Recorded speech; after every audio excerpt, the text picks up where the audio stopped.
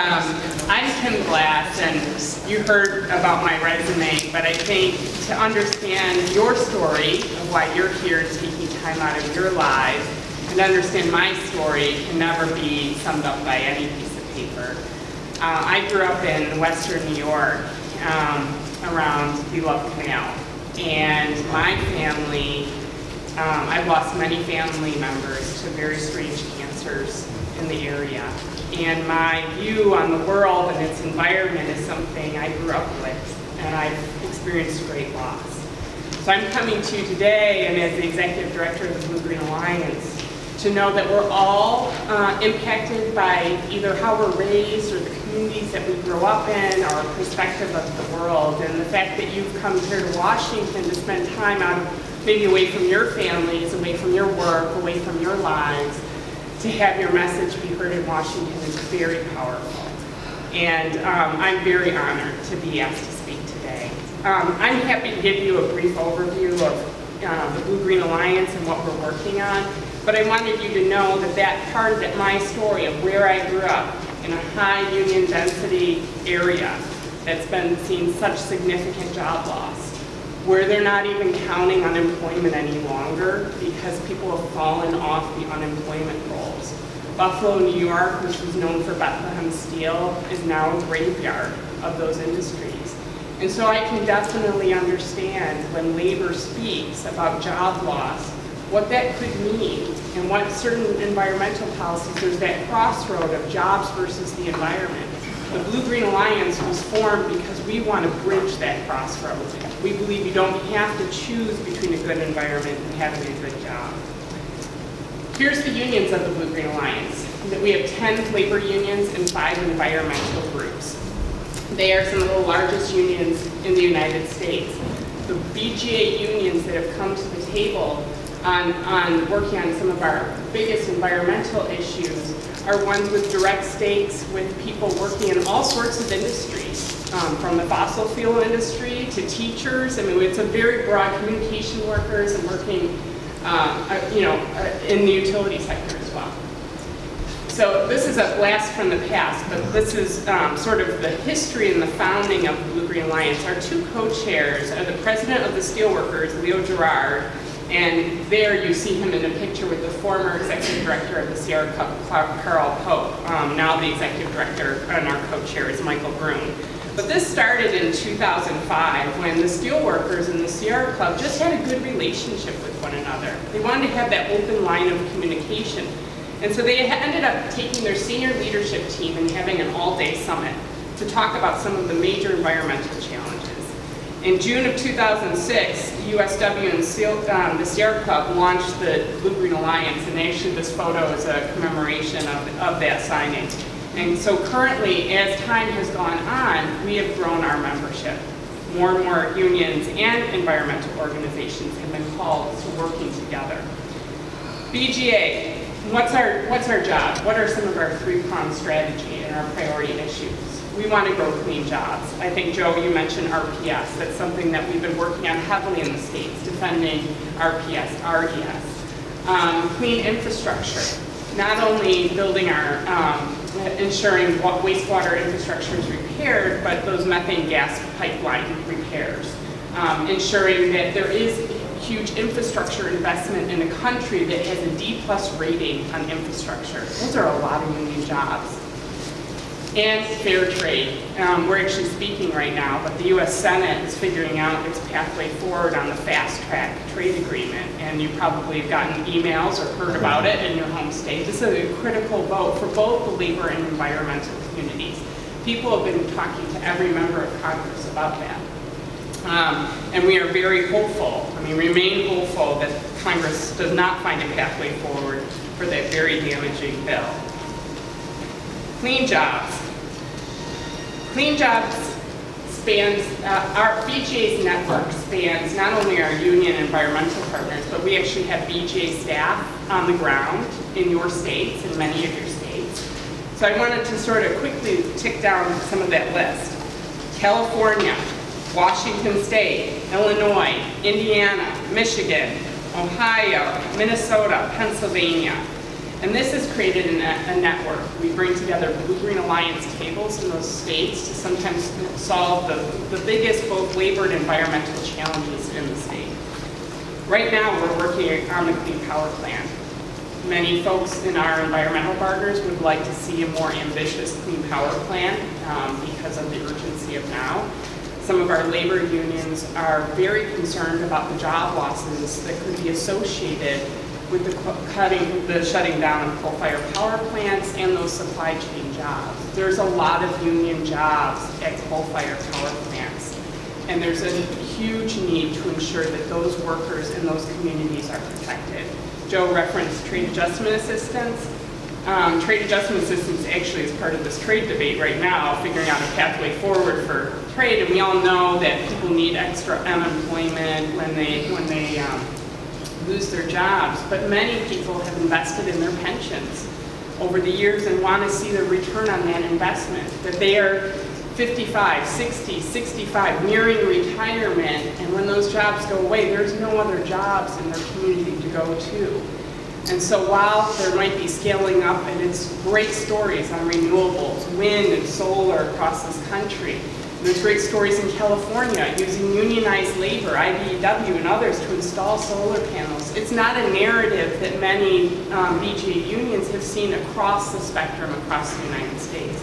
So we're viewing the Clean Power Plan as that opportunity to actually try to find ways to grow union jobs. If a state is considering a state implementation plan for compliance with the Clean Power Plan, they should also be considering project labor agreements, prevailing wage, and whatnot. That the road to the success of the Clean Power Plan in states like Pennsylvania and Ohio goes through labor and other affected industries too. And labor needs to be part of that process. They need to be part of the transition. They don't need someone coming in and saying, here's your transition package. Labor-affected unions, people who are losing their jobs, need to be part of any economic development plan for a particular region. We have our work in California, and this sort of shows you how labor can be very powerful in terms of the climate movement. AB 32. Labor came together as vital to keeping this law intact, and they worked with environmentalists and public health groups and clean energy business leaders on the proposition to remove AB 32 was soundly defeated. Labor has come together in California to speed up the repair of natural gas distribution pipelines that are leaking methane in California. These pipes are leaking methane all across the United States. Hundreds and hundreds of miles of holes in pipes, pipes that are made of wood. In fact, one of the utility workers took out, showed me a picture that was in his office that showed a piece of the pipeline looked like the tree trunk, an actual tree trunk where they actually put a hole in the center of it. These pipes are old, they're leaking, they're exploding, they're killing workers, they're a hazard to the community, and that's something that could put a lot of people to work. In fact, if you sped up the repair of natural gas distribution pipelines from a 30-year trajectory to a 10-year trajectory, you could create 300,000 jobs. So there are, when we talk about clean jobs, that's one of them. And so my view on clean jobs is not just solar and wind, but some of these other infrastructure projects that seem like a no-brainer to me. And I'm just going to quickly go through. Here's our activist. We have Tom Conley Jr. He is a steel worker. He's leading our work in Illinois, not only about water and speeding up water, repair of our water infrastructure systems, but actually working to improve renewable energy and energy efficiency standards in the state. In Michigan, here we are, we're meeting with lawmakers, and we're taking the lead in crafting a flexible state plan to meet the reduction targets around the Clean Power Plan. In Minnesota, we've done a lot of work on wind in the state, and we want to make sure we're not losing ground on renewable energy standards across Minnesota. In Montana, we have led efforts with the AFL-CIO, IBEW, and the Blue-Green Alliance. We conducted several meetings across the state to talk about what the Clean Power Plan draft rule is and isn't, because by the way, there's a lot of misinformation out there, and the flexibilities for the states to actually comply with the plan. that's some important work that BGA has been doing with the unions, impacted unions in the state of Montana, so that they're part of the transition, they're part of their own future. And in Ohio, this is us, actually this is Lee Geis, another steelworker of ours who leads our work in Ohio. And the Blue-Green Alliance in this picture, she's talking about meeting infrastructure needs in the state and how many jobs could be increased across the economy there. And in Pennsylvania, we've done a lot of work around transition. In Southwest Pennsylvania, with the closing of Hatfield, we've actually done a huge analysis in the state of Pennsylvania that we are about to publish about transition in the state and what that community needs. And we've done a lot of research on the ground talking to impacted local leaders to figure out that plan. On Washington State, we have just started a Blue-Green Alliance table. This is across the broad labor and environmental movement. And we are looking at ways to engage with the governor's office. There's obviously talk about a ballot initiative in the state around climate. That's something that we want to be at the table and involved in. And we also have this other portfolio part of our work, but is intrinsically important. Many labor leaders and those in the labor movement absolutely understand the dire need of climate change, but also understand from their own personal working experience and exposure to chemicals that this has also impacted their health. Those who work in the mine, those who work at a chemicals facility. So we have a program at BGA called Safe Chemicals, Safe Jobs, and it's about putting breast cancer out of work on the job for both men and women, which is a higher prevalent rate across many union members. And with that, I think my PowerPoint is stuck. I'm just going to quickly go through, sorry. We also have worked a lot on clean vehicles and fuels.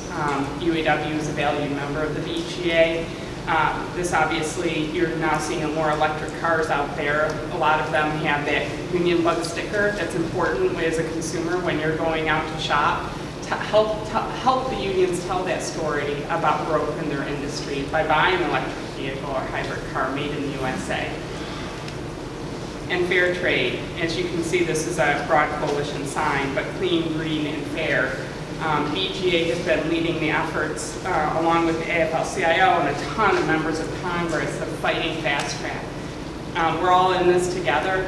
Many unions feel, and rightly so, that oftentimes with these trade agreements, other countries aren't held to the same high standard. In fact, I think one of the WikiLeaks texts on the environmental chapter for the Trans-Pacific Partnership Agreement actually crossed off climate change. That's no longer referenced as part of the TPP. And what are we saying to the other countries who will not be buying our products anytime soon? In Vietnam, they make something like 60 cents an hour. They're not going to be buying a U.S. product, but we can hold them to the high standards, both in terms of labor and environment. So why aren't we?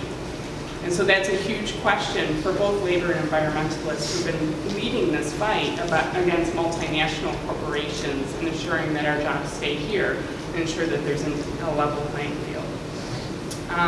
Just quickly, this year, we have two major conferences. We have our Good Jobs, Green Jobs conference. This year we were honored to have Vice President Biden and Elizabeth Warren speak. That's in Washington. Next year, actually, we're taking it to Cleveland, Ohio on June 6th. And we have a dinner called the Right Stuff Awards, which is hosted in San Francisco, where we recognize leaders across the labor and environmental movement who are committed to doing the right stuff on climate and creating good jobs. Here's some information about BGA. So we'd be happy to take any of your questions, and thank you so much.